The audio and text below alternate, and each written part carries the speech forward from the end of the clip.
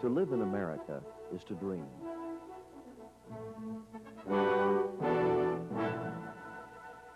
You probably won't find an American anywhere that doesn't have a dream he can't share with you. Maybe he shared that dream with his parents or grandparents, or maybe it's a dream all his own. You'll find that dream along with 1,000 others at Pioneer Village. 150 years of man's progress is preserved here, capturing the hopes and dreams of our pioneers. For thousands of years, man lived quite simply. Then, like a sleeping giant, our world was awakened. Man has progressed from open hearths, grease lamps, and ox carts to television, supersonic speed, and atomic power. At Pioneer Village, you'll see the actual development of this astounding progress as it was unfolded by our forefathers and by ourselves. I'm Harold Warp. Welcome to Pioneer Village. Since its opening in Minden, Nebraska in 1953, Pioneer Village has grown to 25 buildings, featuring over 500,000 artifacts of authentic Americana. Much too much to handle in just one afternoon. For your convenience, there's a restaurant, a church with Sunday services during the season, and even a motel for those who wish to return the next day. Fortunately, your admission ticket is good for as long as you'd like to stay. There is so much to see at Pioneer Village, and indeed, so much to learn. In the courtyard, we find the last remaining complete stockade in the United States. For protection against Indian attacks, 5 families of Webster County, Nebraska joined forces in 1869 to create the Elm Creek Stockade. This combination stockade and living community provided shelter for the families, offering a foothold against the frontier. The busiest room of the fort was the kitchen. All the furnishings, such as the stove, tables, organ, footstool, and even the Pony Express mailbox are authentic of the Elm Creek Fort. It was purchased and moved to Pioneer Village in 1952, where it was painstakingly restored. Wooden Indians stood guard for the early shopkeepers of this general store, the forerunner of today's department stores. It's stocked with thousands of items from menswear to the latest in high fashions, give or take 100 years. The items in this store have been gathered from all over the country and have helped restore it to its former glory. In this original painting by Albert Roanoke Tilburn, you'll notice a land office right next to the People's Store. And you'll also find one right next to the People's Store in Pioneer Village. In 1874, the United States government opened this land office in Bloomington, Nebraska, for homesteaders staking a claim. But the land wasn't free. Homesteaders were required to work the land for 9 years before receiving clear title. Harold Warp's own father, John, staked his claim in this very building. Each stone of this land office was numbered and photographed. Then the building was moved, stone by stone, 60 miles to our location here in Pioneer Village. With the development of continuous drawn wire and the rolling of steel in the 1850s, the telegraph and the railroad train evolved as the primary means of communication and transportation.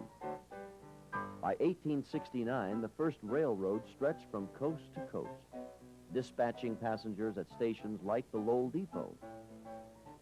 While preparing this depot for Pioneer Village, all 7 layers of original flooring were discovered intact since 1870.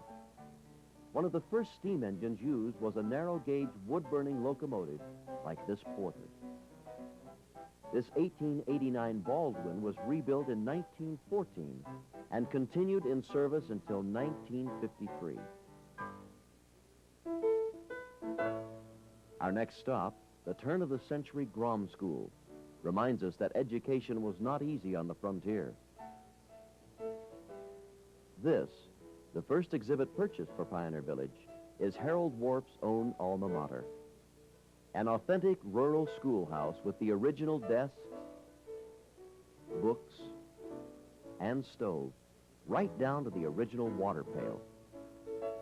Some of the early records are still on file, preserved in this safe, even all the pupils' grades.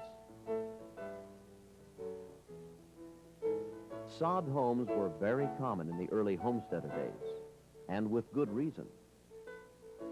They were surprisingly cool in the summer and very warm in the winter.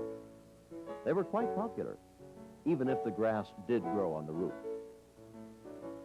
It took 11 acres of sod and 15 men 3 weeks to duplicate this 1870-styled sod home for the pioneer village.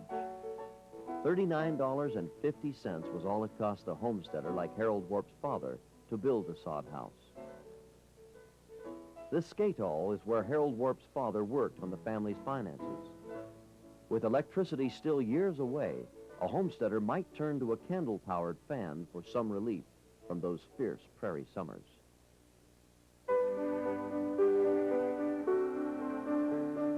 In the china shop, we find beautiful hand-painted china like this, signed by the artist, which probably adorned the tables of only the wealthiest of the settlers.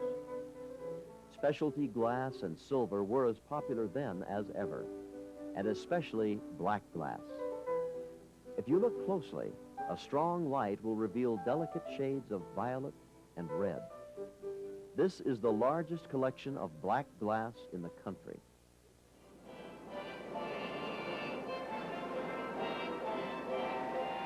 This steam-powered carousel, a bargain at 5 cents a ride, is the oldest in the United States. The first carousels of the 1890s included giraffes, zebras, and tigers. However, designers soon discovered that children were too frightened to ride the wild animals of the jungle and were drawn to the more gentler-looking ponies and chariots we find today. Speedier steeds were reserved for the Pony Express. Originally, this log cabin stood in Bridgeport, Nebraska, as a relay station for the Black Hills. It is said a young Pony Express rider by the name of Buffalo Bill Cody rode 322 miles in just 22 hours. But don't worry about the horses. Buffalo Bill switched horses 22 times on that ride. The Pony Express rider's $125 monthly salary might sound like high wages for 1861, but they earned it as they raced against time, hostile Indians, and the wild frontier. This was an actual saddle used by Buffalo Bill. Later, Western stars like Rudolph Valentino and Tom Mix used it in the making of their silent motion pictures and talkies. Pony Express riders were among the best customers of blacksmith shops like this. Here, Pioneer Village's own blacksmith forges a triangular dinner bell from wrought steel.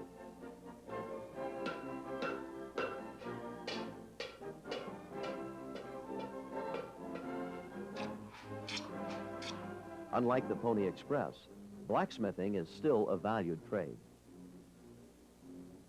Long before the more physical hardships of pioneer life were tamed, Americans turned to hobbies and collections to fill their leisure time.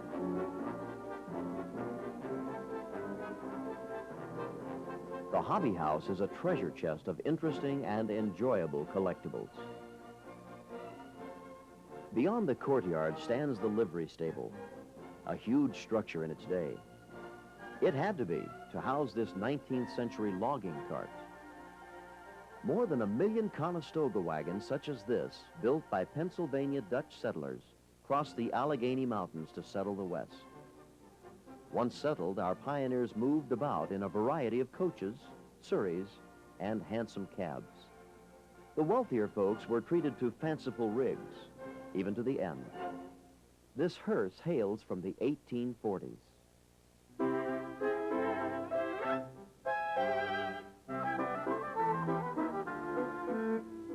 On entering the Homes and Shops building, you'll find that old crafts have been preserved, like rug making on a 100-year-old loom, and the spinning of wool on Grandma's spinning wheel.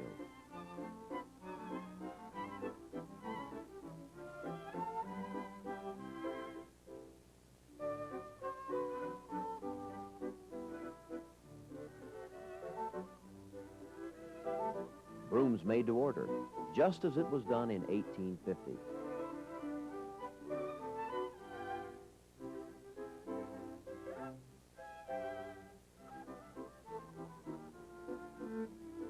Or the art of glassblowing, where intricate designs are created in an infinite variety of colors and shapes.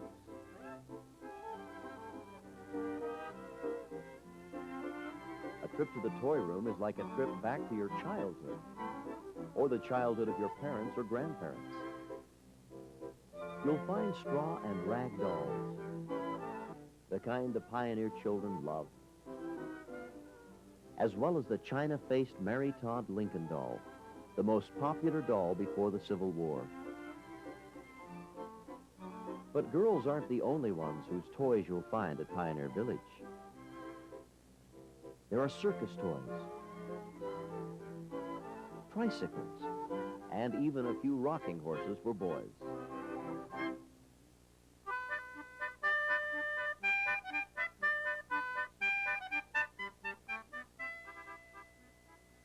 Right next door, you can have your picture taken in a period costume, an instant antique ready for framing the very same day. The Homes and Shops building also includes the evolution of kitchens, starting with the kitchen of 1830. Made of crude furnishings, it was centered around an open hearth that provided heat as well as a cooking fire. By 1890, the hearth was replaced with a cook stove with oven doors. Furnishings were now likely to be a drop-leaf table instead of split logs. By 1910, advancements to the stove brought a reservoir and a warming closet. More attention is paid to decorating with the introduction of wall coverings, and the spinning wheel has given way to the sewing machine. Notice the wooden ice box and the hand-powered washing machine. Are American women about to be spoiled?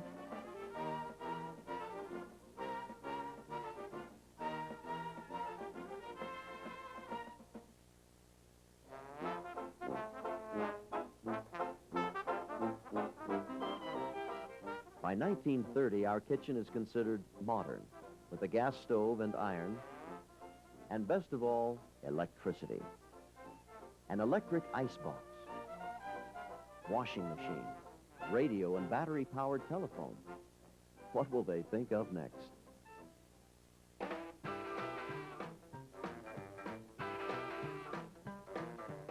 When 1950 rolled around, porcelain tops are in, along with electric dishwashers and garbage disposals. Motorola's first TV has arrived, and dinner time is never the same again. This kitchen is from Harold Warp's own home.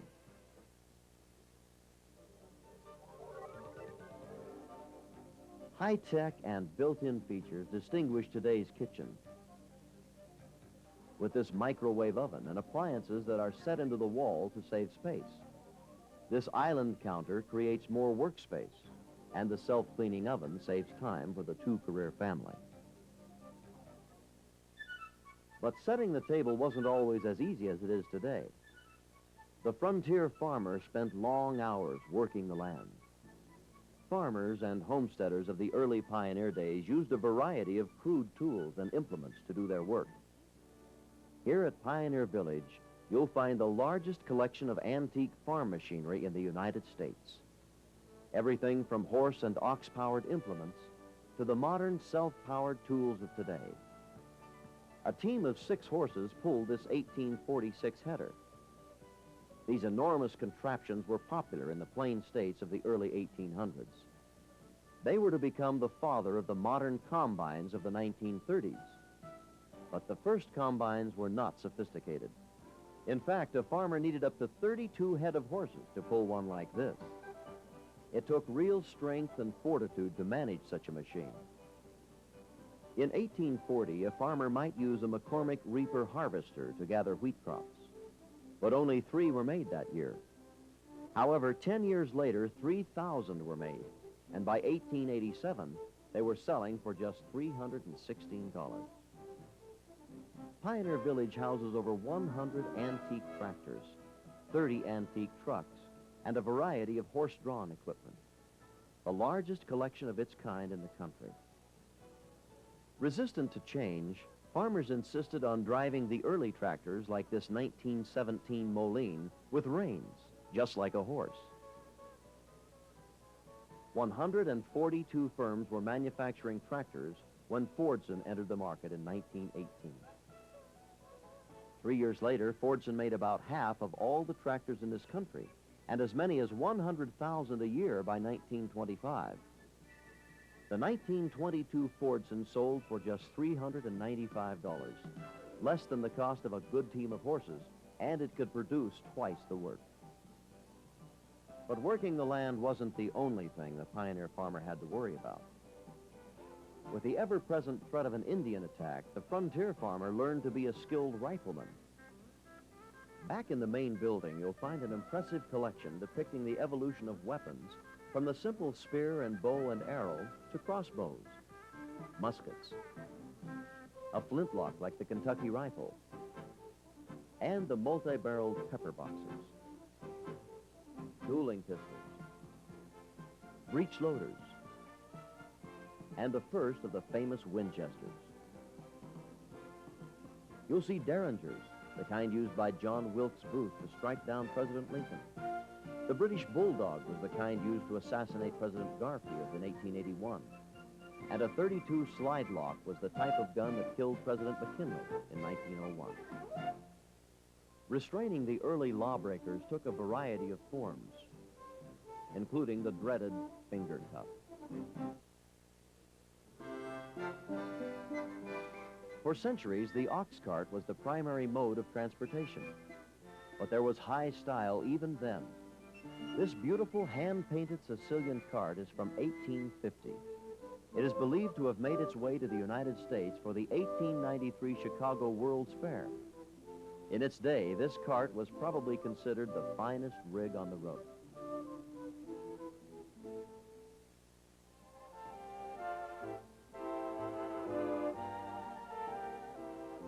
With the coming of the 20th century, Americans experienced their greatest love affair. The automobile was invented. To be sure, the early automobiles were crude, and most were patterned after existing horse and buggy rigs, like this 1853 Rockaway with its spring seats. It was the forerunner of the station wagon. As a matter of fact, it was the Rockaway's comfortable ride that inspired the first spring bed. While others may have built the first vehicle powered by an internal combustion engine, it was Henry Ford who was the real pioneer.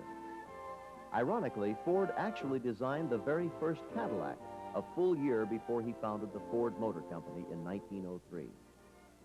Ford built the exact same car, but with a two-cylinder engine instead of Cadillac's one.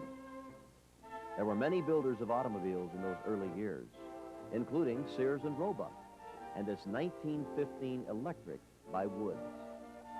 Electric cars were overshadowed by improvements to the internal combustion engine. But despite its $4,500 price tag, the Woods electric car was the longest lived of all the electric cars of the day. During the 20s, the love affair began in earnest.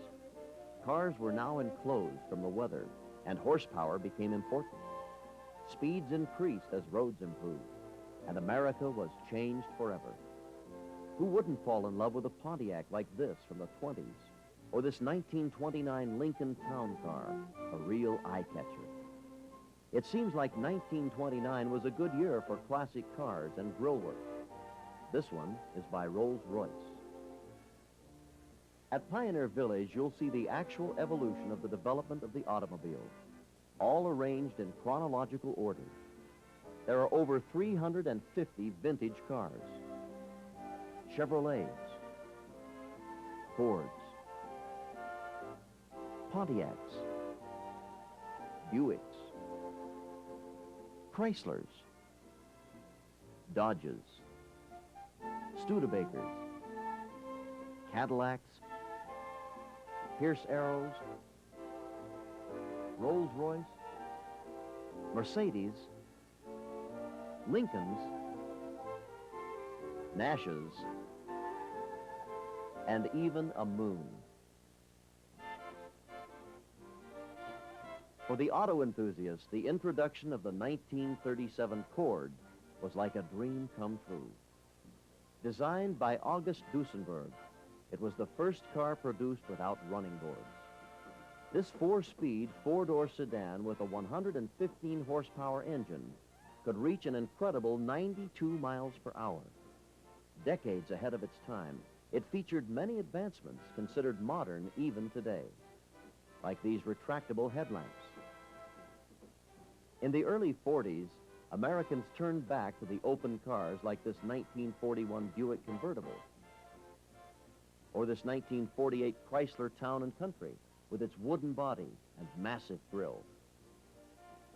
Only 3,400 Lincoln Mark IIs were made in 1956.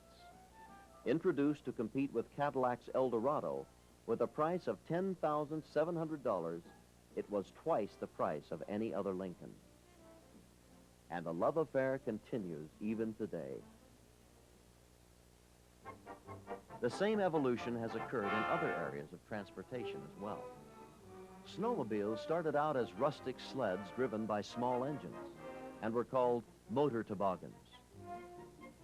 Motorcycles were introduced to the United States in 1908 by Perry Pierce, whose father made the Pierce Arrow automobile. The early motorcycles looked like these. Here in the main building, a graphic history of how man learned to fly is presented.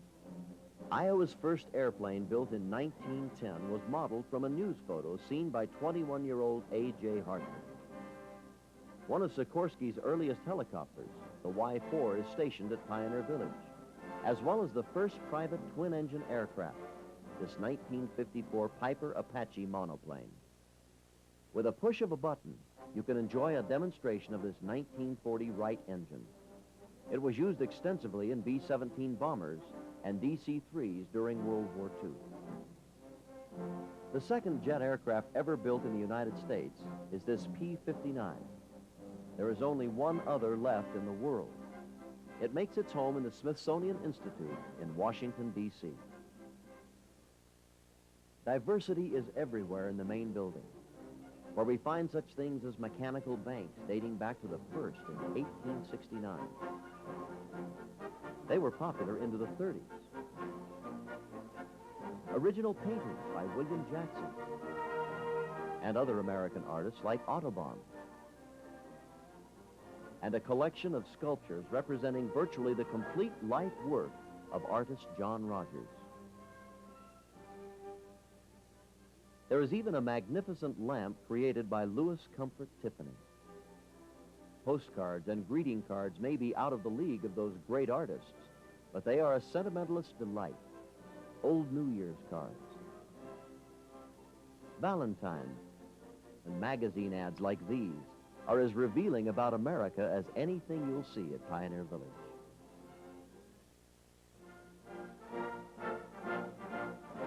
While most of the history books focus on the presidents, Pioneer Village takes time out to honor the first ladies of the White House with this unique collection of dolls. Each wears a replica of the inaugural ball gown. Each model has a brief description about the gown and the lady who wore it. Did you know that Dolly Madison was a great matchmaker and always wore turbans?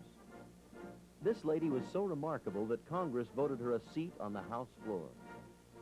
Lucy Hayes was the first president's wife to be a college graduate. She initiated what is now a great White House tradition, the Easter egg roll. Caroline Scott Harrison helped found the Daughters of the American Revolution.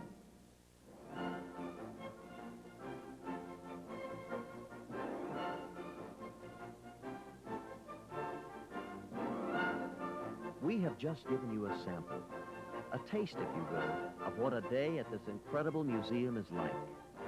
A place people of all ages can enjoy again and again.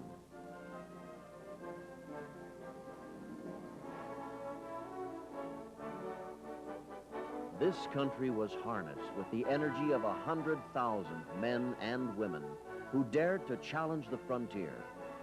And though they are long gone, their energy and spirit blaze on right here in south central Nebraska at Harold Warp's Pioneer Village. Thanks to one remarkable man with vision and resolve, Pioneer Village shows all of us what one person can accomplish by following a dream.